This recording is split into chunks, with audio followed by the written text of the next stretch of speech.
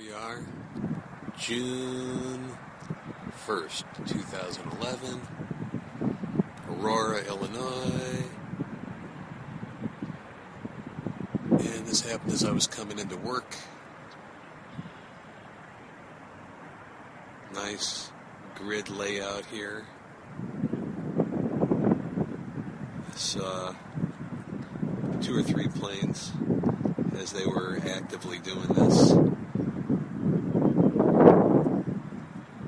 This guy over here was the latest one, stretching across that way. And the beginning of the disease is when you start to realize that baseball, hot dogs, apple pie, the Constitution, all that stuff is just a fairy tale. That this country is no longer really what it was cut out to be, and that there always has been this elite group of people that have influenced what's been going on. So the question being asked is the government spraying toxic chemicals into the skies all over the world to stop global warming? It's called geoengineering, and a growing movement of people say yes. They also say many of the illnesses you see today are a direct cause of what's happening in the sky. KMIR 6's Christina Pascucci investigates. Could a strange substance found by a southwest Arkansas man be part of a government test? Well, that's the question at the heart of a phenomenon called chemtrails, now getting widespread attention. Well, they say the government is dumping chemicals on us to control or manipulate the weather. Military aircraft flying through the region dropping chaff. And obviously they're up there practicing. Now, they won't confirm that, but I was in the Marine Corps for many years, and I'll tell you right now, that's what it is.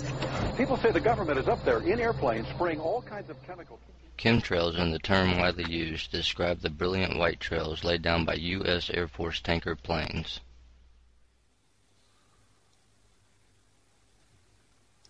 Washington, D.C., we've made many public officials aware of this. Most of them either denied any knowledge of this or they simply were unwilling to address the situation with us. So as you can see right behind the White House, we do have aerosols behind us.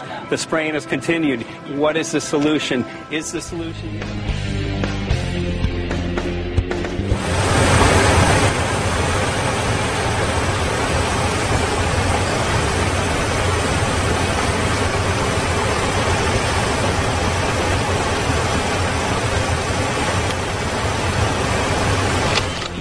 have to verify all of it, and it's almost impossible to verify all of this stuff.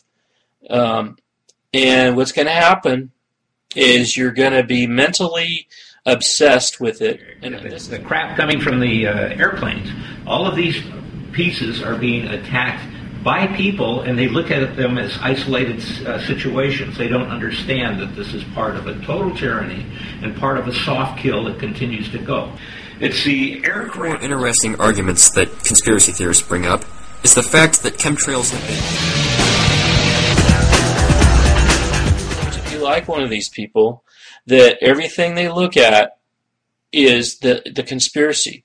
You and I grew up, these contrails naturally dissipated in a few seconds or perhaps a minute max.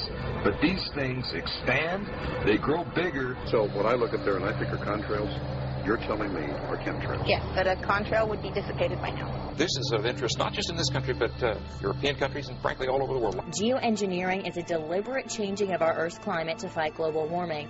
And this is what many claim to be the source, chemtrails. It's a combination of aluminum, barium, and strontium. Some say the government is spraying in our skies. In the end, it forms a sort of cloud layer that reflects the sun's rays away from the Earth and thus cools our planet. Right, well, we've seen these numbers of aluminum.